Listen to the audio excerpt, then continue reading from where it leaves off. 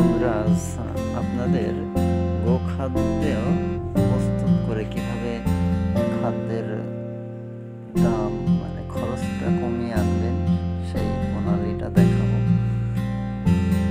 যদি নিজে নিজে কয়েকটা আইটেম কিনে খাবার তৈরি করে নিতে পারেন তাহলে খরচ অনেক কম পড়বে। ফার্স্ট স্টেপে আমি গম আর ধানের যেই চিটা এই দুইটা দিয়ে পালিশ করে খাবার তৈরি করতেছি। এর ফলে দামটা অনেক কম পড়বে। যেমন গম 1450 টাকা করে মন পড়ছে, 36 টাকা 25 পয়সা কেজি পড়ছে। আর চিটা ওইটা সংগ্রহ করে রাখা যায়, ম্যানেজ করে রাখা যায়। দেখতে পাচ্ছেন এই যে খুব সুন্দর হয়েছে, পালিশ হয়েছে।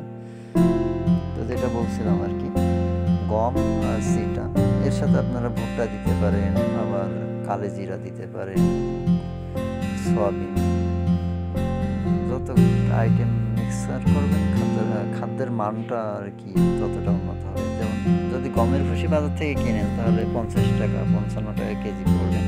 আর আপনি যদি এই খাদ্যটা নিজে নিজে তৈরি করেন তাহলে 30 থেকে 35 টাকার মধ্যে এই কেজি পড়বে। অনেকটা সাশ্রয় হবে।